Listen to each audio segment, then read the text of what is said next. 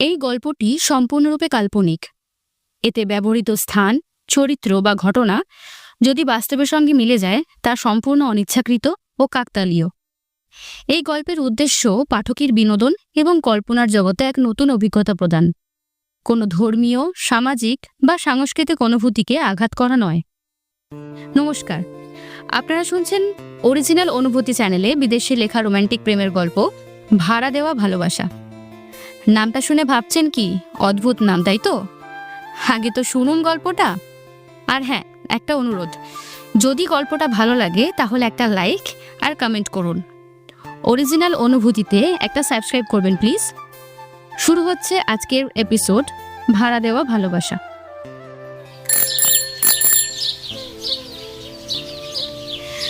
ছোট শহর মানেই একটু গাঢ় দুপুর, একটু বেশি নীরবতা, আর তার মধ্যে একলা একটা বাড়ি, পল্লবীর। স্বামী নেই, সন্তান নেই, আছে শুধু এক পুরনো ভাঙাচোরা বারান্দা আর কিছু অতীতের স্মৃতি। আজ দুপুরে পল্লবী আবার সেই বারান্দায় দাঁড়িয়ে। তার ভাড়ার ঘরে আজ নতুন ভাড়াটিয়া আসছে। ছেলেটার নাম অনিক, সদ্য চাকরি পেয়ে এসেছে শহরে নতুন এক প্রাইভেট অফিসে। দরজাটা খোলা আছে, ভিতরে আসুন। ধন্যবাদ। আমি অনিক, ফোনে কথা হয়েছিল, আপনি বলেছিলেন দুপুরে আসতে। হ্যাঁ, মনে আছে। ঘরটাও পরে এসো, দেখিয়ে দিচ্ছে। অনেক ঘর দেখে, ছোট কিন্তু পরিষ্কার। জানলার পাশে একটা পুরনো টেবিল আর দেওয়ালে নীল রঙের ছাপ। ছেলেটা কিছু বলতে যাচ্ছিল, এর মধ্যেই পল্লবী বলে, ঘরে রান্না করা যাবে না, গ্যাস নেই। খাবারের জন্য বাইরে হোটেল আছে, আর রাত 10টার পর দরজা বন্ধ হয়ে যাবে। এই শহরে কি এমনকি রাত 10টার পর ভূতেরাও বেরোয় না? ভূতের চেয়ে খারাপ তো কিছু মানুষ, ওরাই বেশি ভয়ঙ্কর। কথাবার্তার মধ্যে একটা ঠান্ডা ভাব, যেন পল্লবী চাইছে না বন্ধুত্ব করতে। আবার অনিকও কিছুটা অপ্রস্তুত। ঘর ঠিক করে ব্যাগ নামিয়ে দেয় অনিক। বারান্দায় এসে দাঁড়ায়। দূরে পাহাড় দেখা যায়, হালকা রোদ পড়ছে চুলে।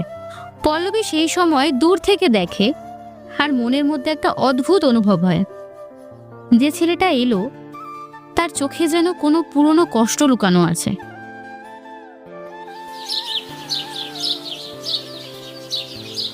এভাবে শুরু হয় পল্লবী আর অনিকের সহাবস্থান। একটা বাড়ির নিচতলায় একা একজন মহিলা, আর উপরে এক ব্যস্ত যুবক।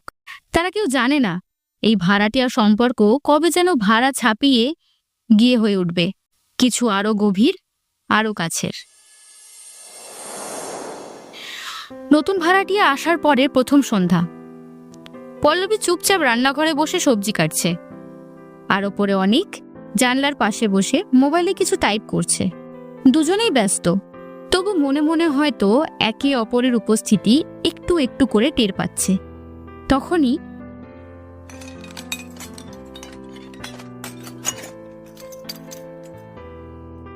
এক্সকিউজ মি, পল্লবীদি, এক গ্লাস জল পাবো? এই যে, আমি কি হোটেল চালাই নাকি? জল চাই, চা চাই, পরশু এসে হয়তো ভাতও চাইবেন। আপনার গলায় তো মরিচ মেশানো, একটু জলই এত রাখ। রাগ না, নিয়ম। ভাড়াটিয়ারা নিজের জিনিস নিজেই সামলাবে। সেই সন্ধ্যাটা কাটে কিছুটার আগে, কিছুটা বিরক্তিতে।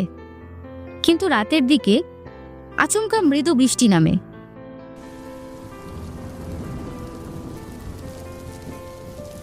অনেক বারান্দায় দাঁড়িয়ে, আর নিচ থেকে পল্লবীর কণ্ঠ আসে, ছাতা নেই বুঝি? আছে, কিন্তু বৃষ্টির গন্ধটা ভালো লাগে। আমারও। আপনার চোখে রাগ থাকলেও গলায় বৃষ্টি আছে, ধীরে ধীরে বোঝা যাবে হয়তো। তুমি তো বেশ সাহসী, ভাড়া দিতে এসেও বাড়ির মালিককে বিচার করছো। আমি শুধু মানুষটা বোঝার চেষ্টা করছি। ঘর তো ভালোই, এখন মনটাকেই সাজাতে হবে। সেই রাতে পল্লবী হঠাৎ একটু বেশি ভাত রান্না করে, আর অনেক তার ঘরের দরজায় ছোট্ট একটা নোট ঝুলিয়ে রাখে। জলের জন্য রাগ পেলে দুঃখিত, তবে এমন রাগলেই তো মানুষ চিনে নেওয়া যায়। পল্লবী পড়ে, কিছু বলে না, শুধু মুচকি হেসে নোটটা রেখে দেয় বুকমার্ক হিসেবে।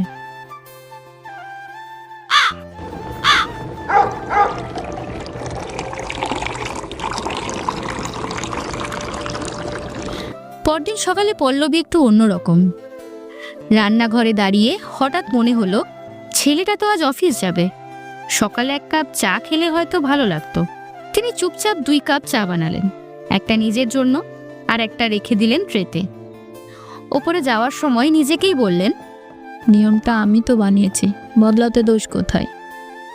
এ অনেক ঘুম ভাঙলে চা আছে, নিয়ে নিও। অনেক দরজা খুলে দেখে সামনে রাখা চায়ের কাপ, পাশে ছোট্ট একটা কাগজে লেখা, আজ তোমার জন্য বানালাম, মিষ্টি বেশি হলে ক্ষমা করে দিও। অনেক মুচকি হেসে চা হাতে নেয়, এক চুমুকেই চোখ বড় করে ফেলে। চা না, যেন রসগোল্লা মিশিয়েছে। অফিস থেকে ফিরে অনেক দেখে বাড়ির সামনে দাঁড়িয়ে 2 পুরুষ, কথাবার্তার টুকরো টুকরো শব্দ ভেসে আসে। এই বাড়িতে একটা মহিলা থাকে, তাই তো জিজ্ঞেস করলাম। এই নতুন ভাড়াটিয়ার কিছু ভাবা উচিত। হ্যাঁ, বেড়া হয়েছে শুনলাম। এত রাতে বারান্দায় দাঁড়িয়ে থাকা কি ভালো? অনেক দূর থেকে শুনে থেমে যায়, চোখে রাগ। আপনারা কে, কার সঙ্গে কথা বলছেন জানেন তো? পল্লবীদি আমার বাড়িওয়ালি, তার সম্মান নিয়ে কথা বলার অধিকার নেই আপনাদের। তুমি নতুন এসেছো, বুঝবে না আমাদের সিনটা নিরাপত্তার। না, এটা কৌতূহল, সেটা ভদ্রতায় ঢেকে রাখছেন। প্রতিবেশীরা চুপ করে সরে যায়। অনেক ঘরে ঢোকে, রাগ চেপে রাখে। পল্লবী তখন বারান্দায় দাঁড়িয়ে, সব শুনেছে, কিছু বলছে না। অনেক সামনে এসে বলে, আপনার পাশে যদি দাঁড়াতে না পারি, তাহলে এই ঘর ভাড়া নেওয়াটাই মানে কি? সবাই তো সমান হয় না। আপনার মতো সবাই হয় না। সেই সন্ধ্যায় কেউ আর চায়ের মিষ্টি নিয়ে কিছু বলে না, শুধু বারান্দার 2 কোণায় বসে 2 মানুষ, আর তাদের মাঝে একটি নরম অদৃশ্য সুতো, যেটা বন্ধনের থেকেও গভীর। হয়তো ভালোবাসা নামটাও এখনো তার জন্য যথেষ্ট নয়।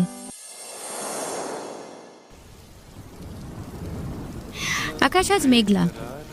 পল্লবী ঘরের পুরনো আলমারি গোছাচ্ছিলেন। বহুদিনের পুরনো কিছু কাপড়, ডায়েরি আর একগুচ্ছ চিঠি। একটা হলুদ খাম খুলে পড়ল এক পাটি চিঠি। চিঠির কাগজ মলিন, তবু অক্ষরগুলো জলজল করছে।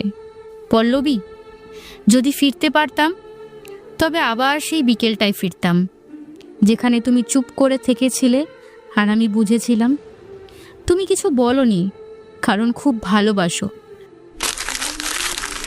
কেউ ফেরে না, শুধু কিছু কথা থেকে যায়, যা কেউ পড়ে না, কেউ রাখে না, শুধু সময় বয়ে নেয়। অনেক নিস্তল আর বারান্দায় দাঁড়িয়েছিল, চুপচাপ মেঘ আর বাতাসের ভেতর তাকিয়ে। হঠাৎ উপরে জানলা দিয়ে উড়ে এসে পড়ে সেই চিঠিটা। অনেক মাটিতে তুলে নেয়, চিঠি পড়া শুরু করে। তোমার চুপ থাকা ছিল আমার ভালোবাসার সবচেয়ে সত্য ভাষ্য। তাই আজও যদি ফিরে আসো, শুধু একবার তাকিয়েও, কিছু বলার দরকার হবে না। চিঠিটা কার জন্য লেখা? কারো জন্য ছিল, কেউ ফেরেনি, চিঠিও ফেরেনি। তুমি ফেরত দিও না অনেক।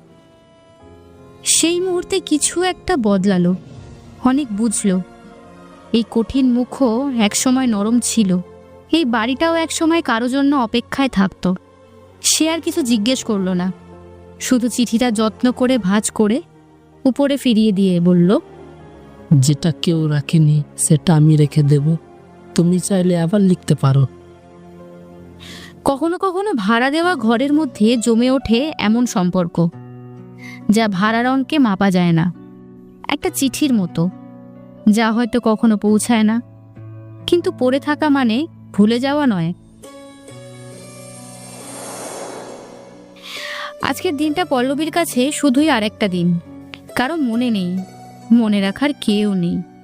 নিজেও নিজের জন্মদিন ভুলে যেতে চায় এখন। তবু কোথাও একটা ছোট্ট কামনা, হয়তো আজ কেউ কিছু মনে রাখবে। পল্লবী বারান্দায় বসেছিলেন, হঠাৎই ওপরে থেকে অনেক ডাক দেয়, দি, একটু নিচে আসবেন? কি হলো, আবার জল না চা? না, আজ একটু ভিন্ন, আপনি আসুন না একবার। নিচে এসে পল্লবী দেখে ডাইনিং টেবিলে ছোট্ট কেক রাখা, পাশে একটা মোমবাতি জ্বলছে। কোনো বাহুল্য নেই, না বেলুন, না ফুল, তবু এতদিন পর কেউ যে শুধু মনে রেখেছে, সেটাই আজ সবচেয়ে বড় উপহার। এইসব কে বললো তোমায়? ভাড়ার কাগজে জন্ম তারিখ ছিল। আমি হিসাব রাখতে পছন্দ করি। এই বয়সে আর কেক কাটা মানায় না। মানানসই আর ভালোবাসা দুটো আলাদা জিনিস। আপনি শুধু মোমবাতিটা নিভিয়ে দিন, বাকিটা আমিই মানিয়ে নেব। কেক কাটা হয়, দুজন একসাথে বসে খায়। একটা ছোট টেবিল, 2টা কাপ চা আর 2টা মানুষ, যাদের একে অপরের সম্পর্কে এখনো কিছু বলা হয়নি, তবু অনেক কিছু জেনে ফেলা হয়ে গেছে। তোমার মায়ের সাথে কথা হয়? হয় না, ওনার মতন আমিও একা বাঁচা শিখে গেছি। একা থাকা শেখা যায়, মানিয়ে নিতে হয়। তবে মাঝে মাঝে কারোর জন্য চা বানাতে ইচ্ছে করে, তাই তো? সেই রাতে কোনো স্বীকারোক্তি হয়নি, কেউ কারো দিকে হাত বাড়ায়নি। তবু জানলার কাছে জমে থাকা শিশিরের মতো একটা সম্পর্কের ছায়া জমে উঠেছিল, শুধু সময়ের অপেক্ষা। একটা ছোট ভাঙা দেওয়াল কবে ভাঙবে কে জানে।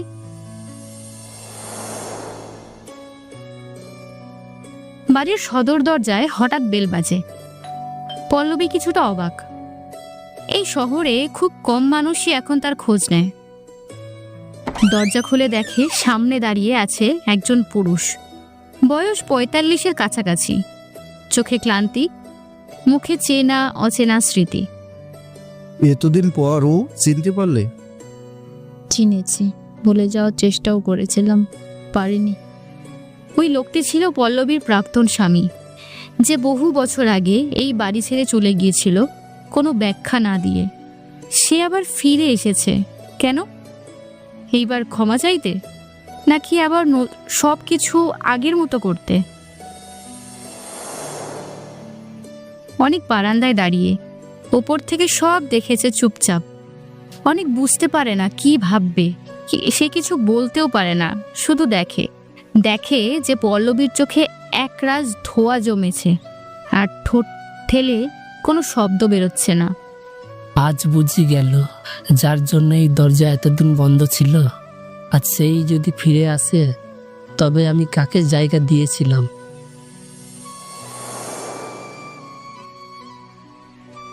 চা বানাবো? না, তুমি হয়তো চা চাওনি, শুধু উত্তর খুঁজতে এসেছো। আমি শুধু দেখতে চেয়েছিলাম তুমি কেমন আছো। তোমার মতো মানুষ এ তো একা বাঁচতে পারে? যার চলে যাওয়ার সাহস আছে, তার ফেরার মানে ভালোবাসা নয়, মানুষ ফেরে, সম্পর্ক নয়। অনেক বারান্দায় দাঁড়িয়ে সব শুনছে। তবু রাতের খাওয়ার সময় পল্লবী বলে, আজ রান্না করিনি, যদি ক্ষুধা পেয়ে থাকে বাইরে থেকে খেয়ে নিও। আপনি রান্না না করলে খিদেই পায় না। চোখে চোখ পড়ে তাদের। পল্লবী কোনো উত্তর দেয় না, কিন্তু সে বুঝতে পারে কেউ আছে যে তার অতীত নিয়ে বিচার করে না, শুধু পাশে দাঁড়িয়ে থাকে নিঃশব্দে। এটাই কি ভালোবাসা?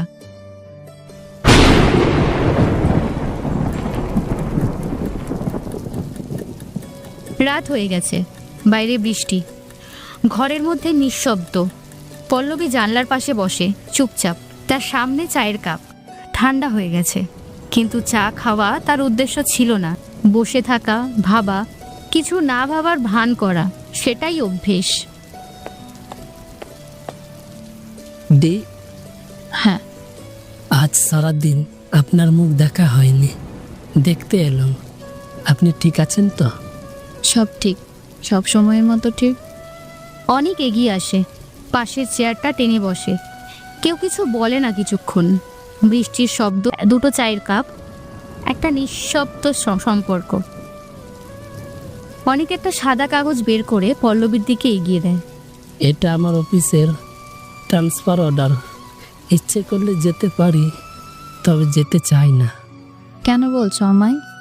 কারণ আপনি জানেন না, এই বাড়িটার চেয়ে আপনি আমার কাছে বেশি জায়গা নিয়ে ফেলেছেন। একটা নিঃশব্দ ধাক্কা লাগে পল্লবীর মনে, কিন্তু সে কিছু বলে না, শুধু চায়ের কাপটা ঠোঁটে তোলে, তারপর থেমে যায়। আমি যদি থাকি একটু বেশি দিন, আপনি কি কিছু বলবেন? আমি হয়তো কিছু বলবো না, কিন্তু দরজাটাও বন্ধ করব না। এই কথাটুকুই ছিল অনেক। অনেক বুঝে যায় ভালোবাসা চিৎকার করে আসে না। শুধু একদিন একটা চুপচাপ সন্ধ্যায় কেউ বলে, দরজাটা খোলা থাকবে।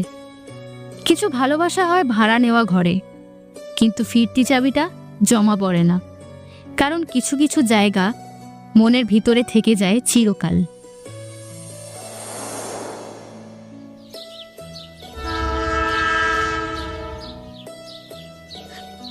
সকাল হয়নি ঠিক, তার আগেই রাতের শেষ ভাগে অনেক উঠেছে চুপচাপ। একটা ব্যাগ গোছানো, একটা নোটবুকের ভিতর একটা চিঠি রাখা। আজ তার ট্রান্সফার হওয়ার কথা ছিল। সে বলেছিল যাবে না, কিন্তু কাউকে কিছু না জানিয়ে চলে যাওয়ার সিদ্ধান্ত নিয়েছে। পল্লবীদি, আপনি বললেন দরজাটা বন্ধ করবেন না, তাই তো আজ আপনাকেও জাগালাম না। অনেক দরজার পাশে একটা খাম রেখে যায়, ভেতরে ছোট্ট চিঠি। দি, এই বাড়িটা কেবল একটা ছাদ ছিল না।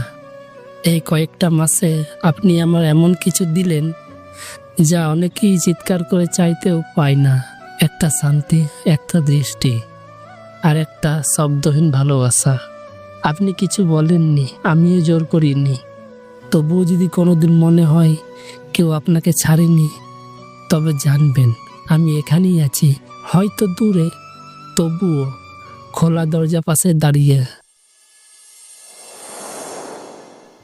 সকাল। পল্লবী ঘুম থেকে উঠে চিঠি হাতে নেয়, পড়ে। তুমি চলে গেলে, কিন্তু কিচ্ছু বললে না, তবুও সব বলে দিয়ে গেলে। পল্লবী চুপ করে বসে থাকেন বারান্দায়। ঘরটা খালি লাগছে, উঠোনটাও, কিন্তু জানলার পাশে রাখা চায়ের কাপ, টেবিলের ওপর ছেঁড়া নোটবুক, আর দরজায় হালকা খুলে থাকা তালা, সব বলছে কেউ ছিল, কেউ আছে, কেউ থেকে গেছে। ভালোবাসা সবসময় মুখে বলে না, কখনো সেটা থেকে যায়। একটা চিঠি, এক কাপ চা, কিংবা খোলা দরজার অদৃশ্য অপেক্ষা। কয়েক মাস পেরিয়েছে। পল্লবীর বাড়ি আগের মতোই চুপচাপ, তবে এখন বারান্দায় কেউ চা খেতে বসে না। ওই চেয়ারটা খালি পড়ে থাকে, যেখানে একদিন বসে থাকতো অনেক। সে চলে গিয়েছিল একটা চিঠি রেখে।